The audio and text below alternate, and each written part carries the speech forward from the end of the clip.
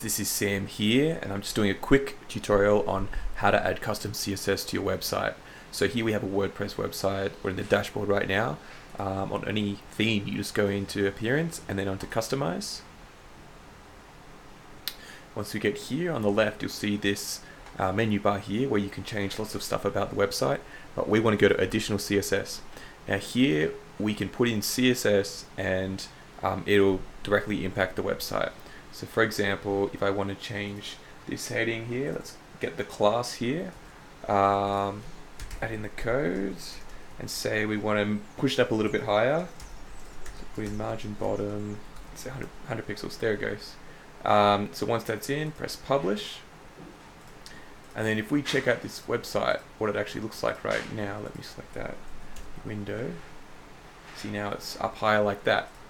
If you want to learn about how to use this, which is the Google Chrome developer tool, I've got another video on that subject as well. Thanks for watching.